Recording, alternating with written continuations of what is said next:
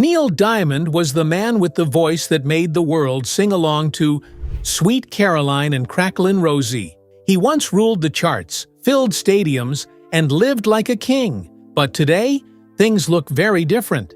He's no longer touring, and many fans wonder what really happened to all his money, as if he lost it all. Or is there more to this story than headlines suggest? From sold-out shows to a quiet life away from the spotlight, Neil's journey has taken some unexpected turns. Join us as we take a closer look at his journey and see where Neil Diamond is now. Neil Diamond's humble beginnings. Neil Diamond was born in Brooklyn, New York City on January 24, 1941. His parents, Rose and Akiba Kiev Diamond, were Jewish. His father worked as a dry goods merchant. All of Neil's grandparents had moved to the U.S. from Poland and Russia. For a few years, the family lived far from Brooklyn in Cheyenne, Wyoming, because Neil's father was serving in the Army during World War II. That's where young Neil first fell in love with music. He would go to the local cinema and watch singing cowboy movies. Those songs stuck with him. After the war, the family returned to Brooklyn, and that's when Neil received a birthday gift that changed everything: a $9 acoustic guitar. He was only 15 when he wrote his first song, called Hear Them Bells. Around that time, he joined the chorus at Erasmus Hall High School. One of his classmates was none other than Barbra Streisand. They weren't close friends back then, though. Neil once said, "We were two poor kids in Brooklyn. We hung out in front of Erasmus High and smoked cigarettes." Music kept growing inside him. He even formed a little singing group with his friend Jack Packer. They called themselves Neil and Jack. The duo sang at small places like Long Island's Little Neck Country Club and even managed to record a single. But it didn't sell, and soon the duo broke up. At this point, most kids might have walked away from music, but not Neil. He had something to prove and a dream that kept getting bigger. The Doctor Who chose songs instead. Even though he loved music, Neil tried to take a different path at first. In 1958, he joined New York University as a pre-med student. He had earned a fencing scholarship and joined the fencing team with his best friend, Herb Cohen. Neil was even part of the team that won the 1960 NCAA Men's Championship in fencing, but the classroom never held his attention. He got bored in lectures and found himself daydreaming about music. Instead of studying, he'd skip class and hop on a train to Tin Pan Alley, a famous place in Manhattan where music publishers worked. He would walk into offices, guitar in hand, hoping someone would listen to his songs. During high school, he had also worked one summer at a camp for Jewish kids called Surprise Lake Camp. There, he watched folk singer Pete Seeger perform. That moment stayed with him. Neil remembered how kids wrote songs for Seeger and sang them out loud. He said it had a big impact on him.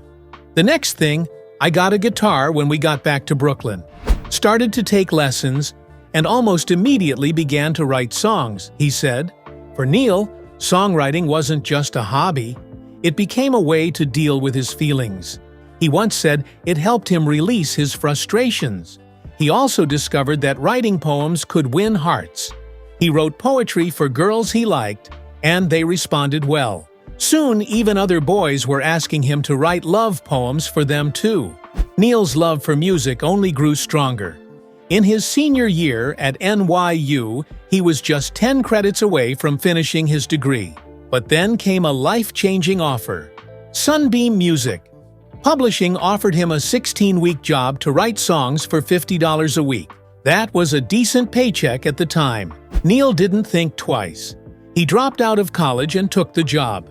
At Sunbeam, he wrote songs for lesser-known performers. The work wasn't exciting, and he didn't stay long, but it gave him something more important: his first real step into the music business.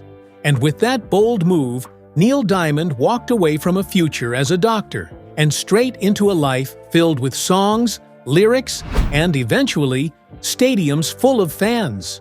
A father behind the fame. Neil Diamond is known around the world for his music, but when it comes to his family, he has always kept things quiet. He has 4 children: Marjorie, Elin, Jesse, and Micah. Neil rarely talks about them, but over the years, a few personal details have come out.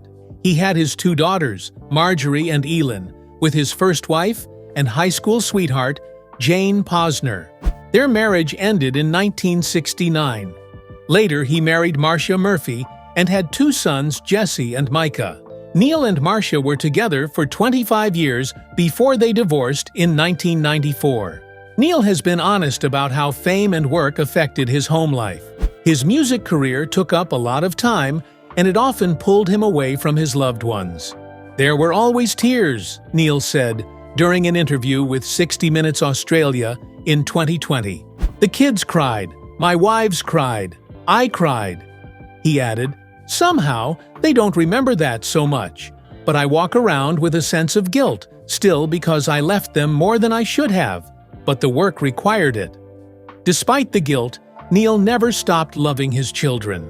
In an interview with People in 1982, he said, "The best thing I can do for my kids is give them a normal life, be supportive, and let them find their own way." And even though he's a superstar, Neil made sure his kids stayed out of the spotlight when they were young. People who worked with Neil could see how much he cared about his family. Julia Waters, one of his backup singers, said during his 50-year anniversary world tour that he loves family, so our whole organization is like a big family.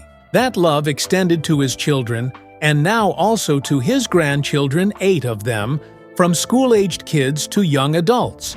But it's not just behind the scenes where Neil's family has been present. Some of them have inspired his music. Others have joined him on tour. And one moment with his daughter Marjorie even became the reason behind one of his most famous songs, Daughters Who Inspired and Gave Back. Marjorie Diamond, born in 1965, is Neil's oldest child. She was just a little girl when her parents split up. After the divorce, she and her younger sister Elin stayed with their mother in New York. Later, they moved to New Jersey after their mom remarried. But it was one night in New York City that Marjorie made a big impact on her father's career. Neil shared the memory in a 1992 interview with the UK's TV-AM. He said they were in a hotel room drawing pictures while watching a parade from the window. The noise of the parade was loud and lively. Then Marjorie said something simple but powerful. "Daddy, what a beautiful noise." Neil smiled and told her, "Marjorie, tonight we're going to write a song called Beautiful Noise." That line sparked the creation of one of Neil's biggest hits. He wrote the song that very night from start to finish. It felt like fate. "It just struck me as something only a child could think of," Neil recalled. The moment was special, not only because of the song, but because his daughters even sang with him that night. Their voices can be heard on a home demo of Beautiful Noise, which was later included in his 1996 album, In My Lifetime. Marjorie stayed in New York as an adult. She became a mother, too. Her son Alexander, born in 1995, was Neil's first grandchild. Speaking about being a grandfather, Neil told People in 1996, "I love being a granddad. It's one of those perks where you don't have to do anything but let your chest swell." Elin Diamond, born in 1968, also made her mark in a different way. She started a foundation called Children Who Never Forget. This organization helps children who have been abused. It's a cause close to her heart. She's been seen at several public events with her father. In 1993, they attended a concert together at Lincoln Center. In 2000, Neil and Elin even hosted a benefit for her foundation. Elin married Mitchell Resnick, and in 2004, they welcomed their daughter, Avery Max, in Los Angeles. Both Marjorie and Elin were raised with care and respect for privacy. Still, they've remained close to their father and have been proud supporters of his music every step of the way. But while the daughters had quieter lives, Neil's sons found a different path. Both Jesse and Micah not only stayed close, but also became part of Neil's creative world. And that opened a whole new chapter. Sons who shared the stage and the camera.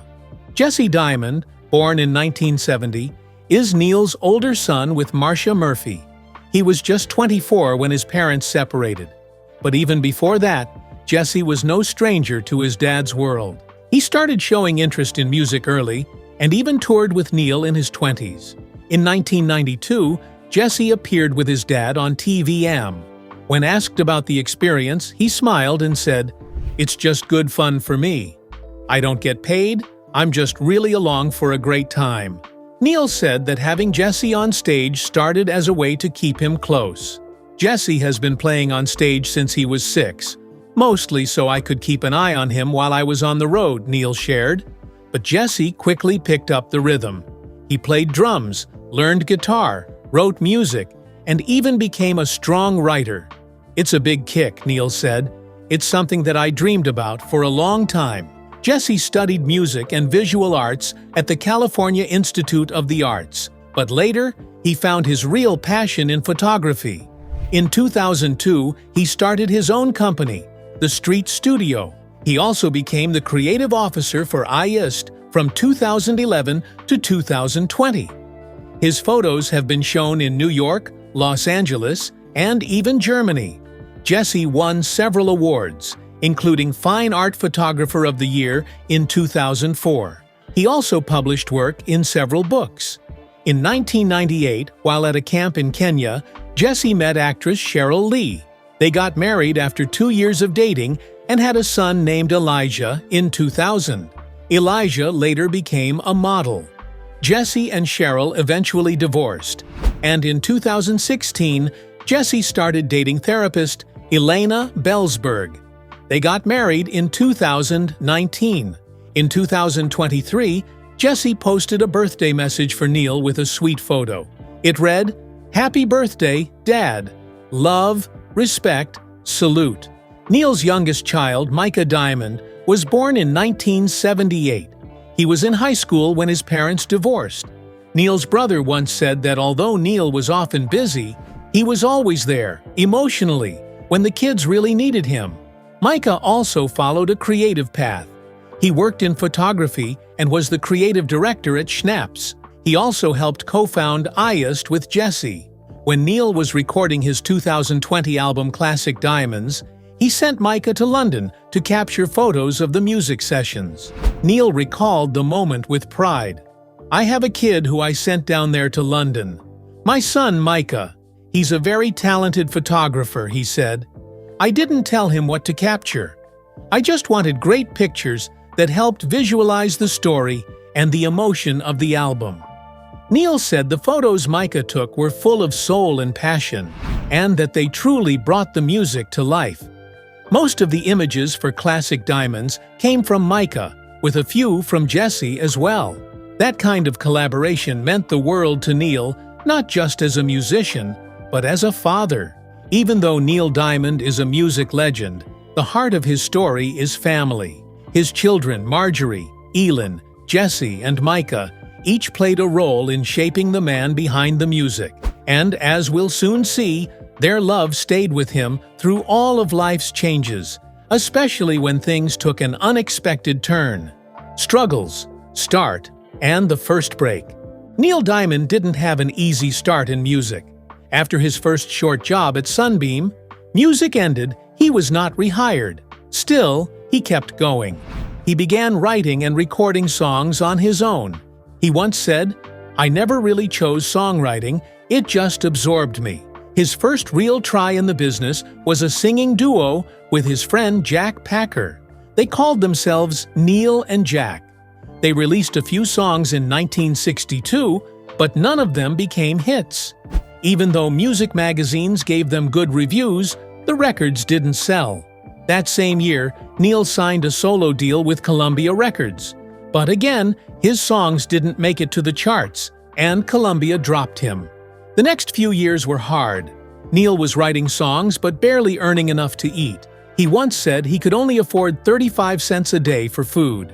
He worked anywhere he could on buses, in small rooms, and even above a jazz club called Birdland in New York. But that space gave him peace. He said, something new began to happen. He wasn't under pressure anymore, And that's when songs like Cherry Cherry and Solitary Man came to life. Solitary Man became his first chart success. He didn't know it at the time, but it told the story of his early struggles. He later said, "It was an outgrowth of my despair." From that moment, things began to change. In 1965, a song he wrote called Sunday and Me became a top 20 hit for Jay and the Americans. Then, songs like I'm a Believer and A Little Bit Me, A Little Bit You, performed by the Monkees, became big hits. Neil had written those songs for himself, but other artists released them first. I'm a Believer became gold in just 2 days and was the most popular song of 1966. Famous artists like Elvis Presley, Deep Purple, and Lulu also began covering Neil's songs. That gave Neil a name not just as a singer, but as a songwriter. But even with success, he didn't feel free. His record label Bang Records wanted simple pop hits. Neil, on the other hand, wanted to write more meaningful songs. This led to problems. His label didn't like his song Shiloh, thinking it wouldn't sell. Neil didn't agree. Legal fights followed. His career slowed down during this time, but he finally won in court and got back the rights to his old songs in 1977. And just before that, he signed a new deal with Uni Records. Big hits and sold-out shows. By 1969, Neil had moved to Los Angeles. His music became softer and more emotional. This new sound gave him some of his most loved songs. Sweet Caroline, Cracklin' Rosie, and Song Sung Blue all became big hits. Neil said he wrote Sweet Caroline after seeing Caroline Kennedy on a magazine cover. Later, he shared that it was really about his then-wife, Marcia. He couldn't rhyme with Marcia, so he chose the name Caroline instead. He wrote the song in just 1 hour at a hotel in Memphis. In 1971, Neil played 7 sold-out shows at the famous Greek Theater in Los Angeles. The theater even added a special sound system for him. He performed with a full orchestra and backing singers.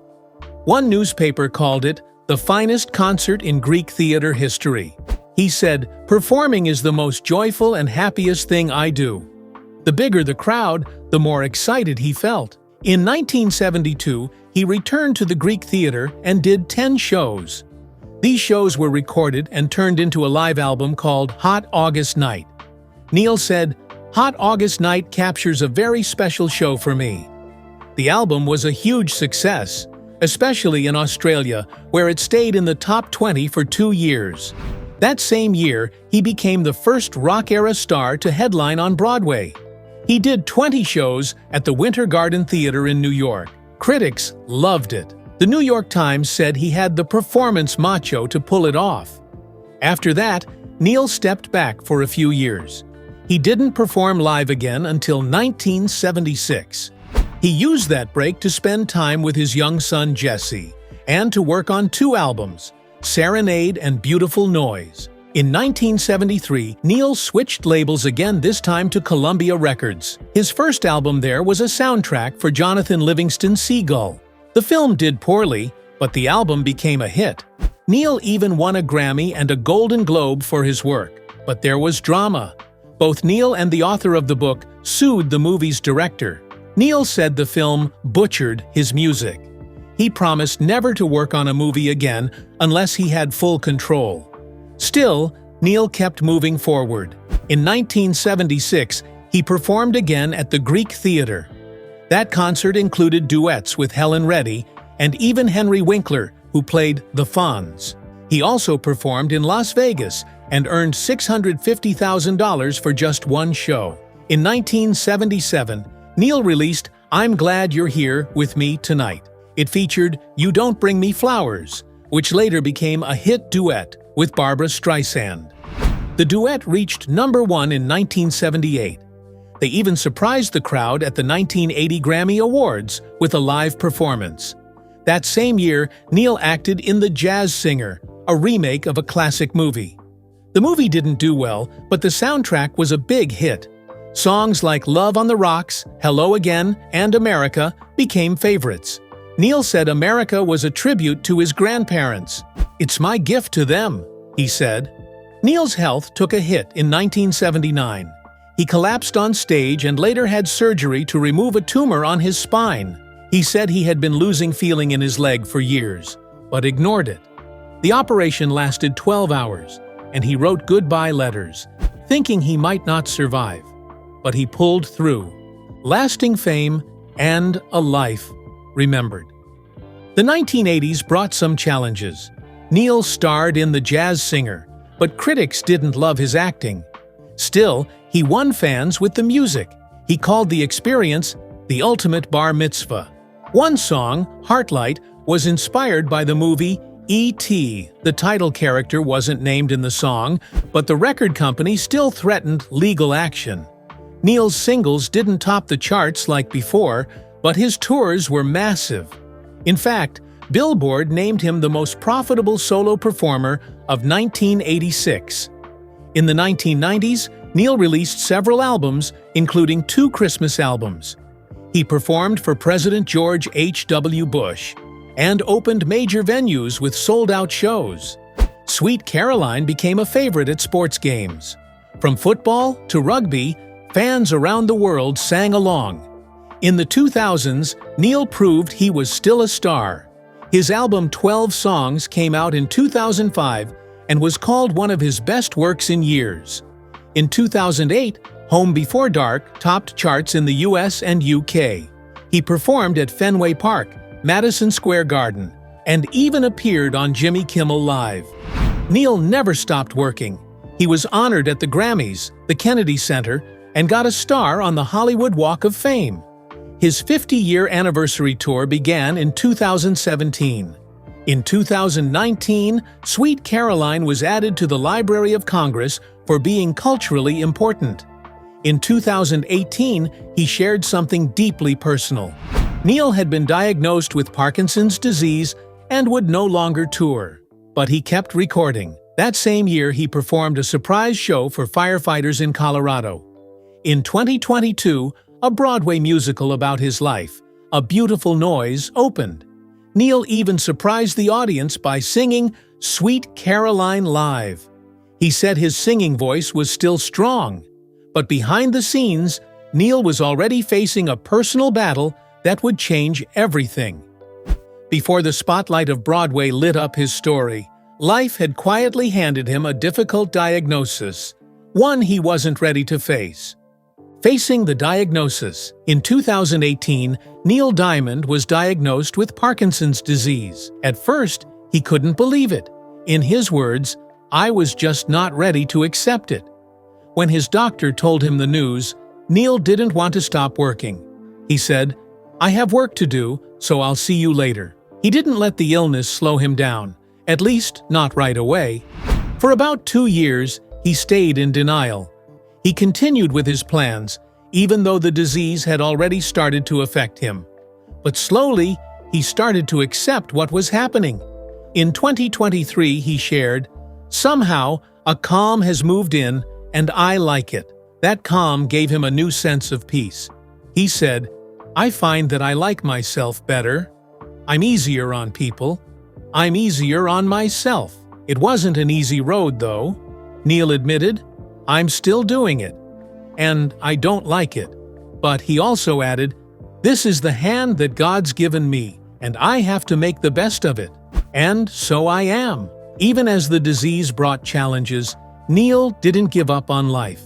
He found a way to keep going, not just as a man, but as an artist. And soon, that journey brought him back to the stage in a way no one expected. The end of touring. When Neil got his diagnosis, he had just finished touring across the US and Europe. The next stop was Australia. But in January 2018, he canceled the rest of his 50th anniversary world tour. His health made it too hard to travel and perform on such a large scale.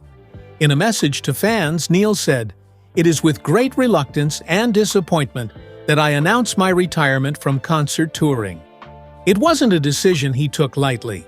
He had been performing live for over 50 years. His fans meant everything to him.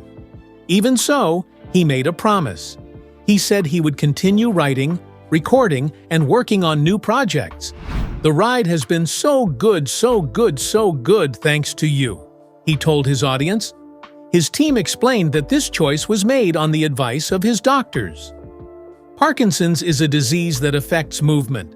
People with Parkinson's often face shaking, stiffness, and slow body movements.